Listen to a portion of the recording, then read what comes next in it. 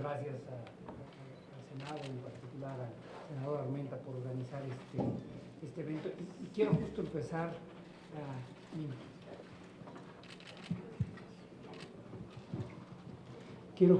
empezar mi intervención en ese sentido, porque entiendo que en este tipo de eventos es una práctica primero agradecer la invitación y luego felicitarlos por el evento.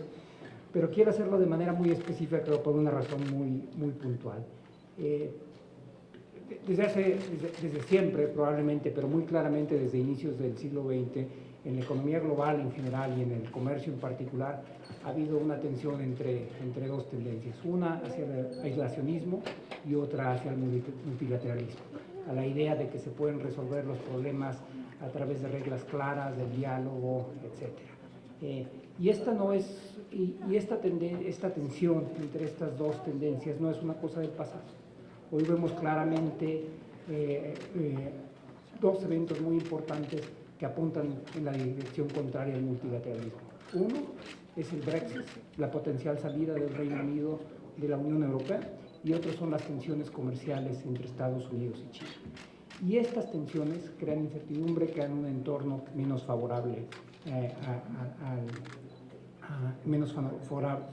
al crecimiento. Y la idea de que hay otra opción, de que el multilateralismo requiere de diálogo, de conocer al otro, de llegar a acuerdos, es muy importante, de que se quiere negociar, de que se presentan los valores de uno, es central. Y la forma en la que se llegan a acuerdos es eso, dialogando, conversando. Por eso la idea de llamarlo un conversatorio me parece que hace eco a una de las formas de resolver estos temas, y me parece muy atinada no solamente este evento, sino el título con el que lo ha llamado. Y este tema, y quisiera tomarme algunos minutos para hacer referencia a qué tan importantes son estos asuntos y qué tan importante es en el escenario internacional la idea de que se puedan llegar a acuerdos mediante el diálogo. Después de la Segunda Guerra Mundial nacieron tres instituciones muy importantes, o que dieron lugar a tres instituciones muy importantes. Una, los acuerdos de Bretton Woods, donde nació el Fondo Monetario y el Banco Mundial, inmediatamente después de la Segunda Guerra Mundial. Pero lo que hoy conocemos nosotros como la Unión Europea es en realidad la evolución de tres instituciones distintas. Antes de la Unión Europea era la Comunidad Económica Europea, que a su vez fue el heredero de la Comisión de Carbono y Acero de Europa, una cosa muy específica.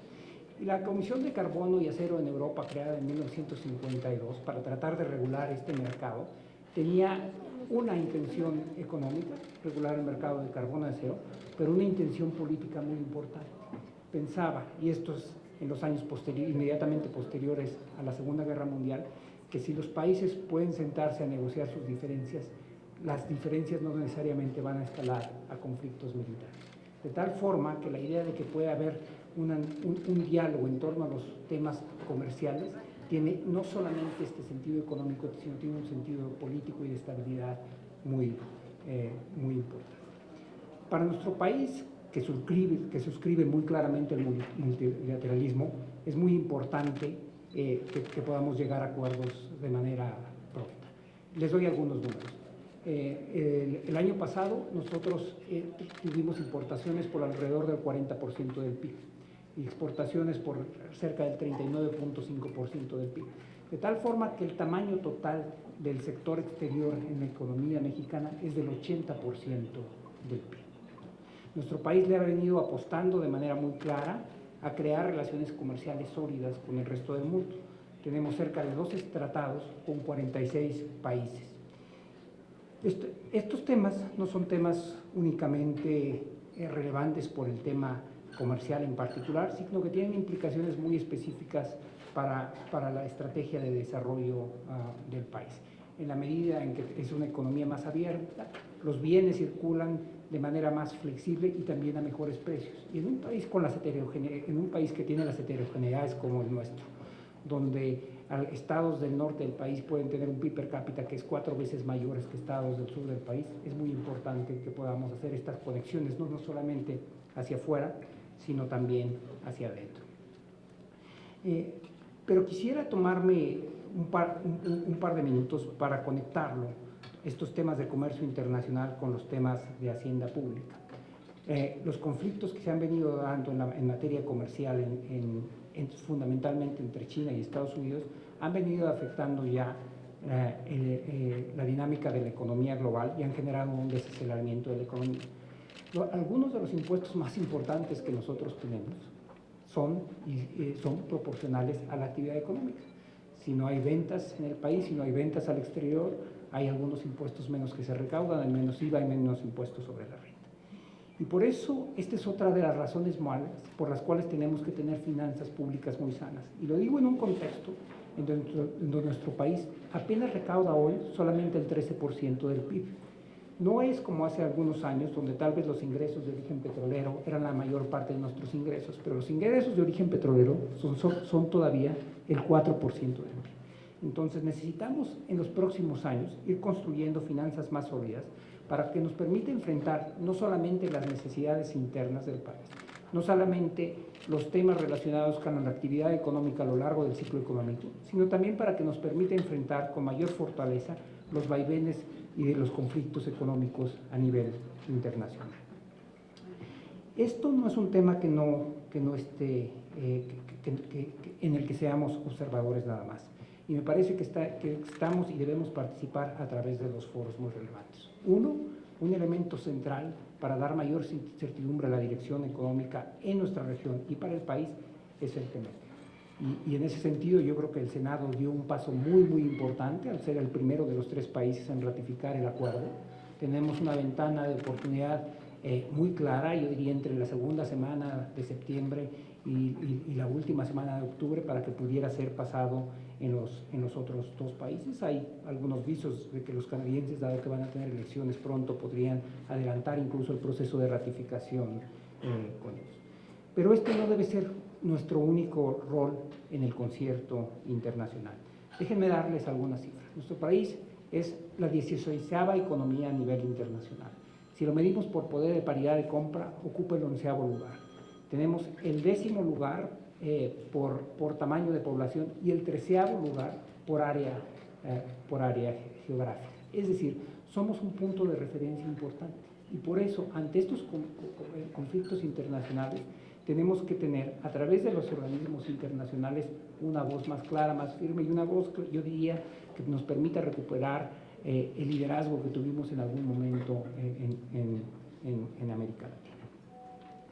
Este tema de cómo vamos dialogando y cómo vamos conversando, y quisiera hacer una referencia de cómo pueden ser temas abiertos y cuál es la vía en la que se esté esbozando que se puede llevar a acuerdos a nivel internacional. Probablemente uno de los elementos más novedosos de la economía en los últimos años ha sido el avance de la economía digital. Yo veo todo el mundo con teléfonos en la mesa que nos permite checar noticias. No, está bien, ese es un tema de la economía digital. No, yo también. A mí me están pasando lo que tengo que hablar a partir de WhatsApp. Aquí está la cifra del 80% de la actividad económica. Y esto plantea varias cosas. Primero, es muy importante, nos permite tener acceso a cifras de manera inmediata, pero plantea retos muy claros. Las cifras se pueden haber originado en diversos lugares del mundo.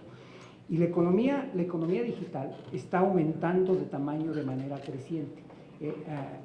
En México tiene una tasa de crecimiento del 11% anual. Hoy ya representa el 5% del PIB. El 5% del PIB, para que se den una idea, es alrededor de 1.25 billones de pesos, y esto va a ir creciendo. Pero nuestros marcos tributarios, para aterrizarlo en el tema hacendario al que nos convocan hoy, están pensados en marcos tributarios cuando las cosas eran tangenciales, cuando para adquirir información de esta se iba y se compraba un documento en el INEGI acá en la avenida Insurgentes. Y nuestros marcos tributarios tienen que adaptarse a eso, pero no solamente los nuestros, sino el resto del país.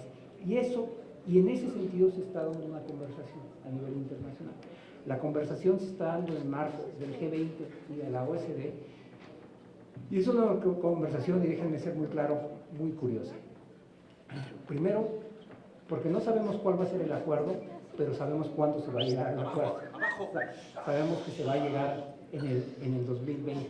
No sabemos exactamente cuáles son los detalles de ello, pero se espera que sea un acuerdo que tenga que ver a nivel internacional. Pero también apunta de manera muy específica a esta idea de la conversación, del diálogo, porque no todos los países tenemos la misma postura. Los países que han desarrollado las apps, que han desarrollado particularmente Estados Unidos, que son donde se tienen las sedes de la actividad digital, quieren que la actividad económica se grabe donde está basados esos sectores, esa industria. Los países como muchos de Europa y como México quieren que se grabe donde se consume. Y esto no sabemos cómo se va a resolver, pero se va a resolver, como decía, a través de un diálogo, de una conversación. Y por eso temas como estos son temas extraordinariamente relevantes para la discusión que hoy tenemos. Así es que no quisiera extenderme más, pero quisiera nuevamente felicitarlos nuevamente, explicar por qué es muy oportuna esta idea de la conversación, esta idea de llamar a una reflexión conjunta en un espacio de la economía donde no hay verdades absolutas y donde requiere llegar a coordinaciones entre todos los temas. Estos temas son muy importantes y dialogar sobre ellos es el primer paso para resolverlos. Muchísimas gracias.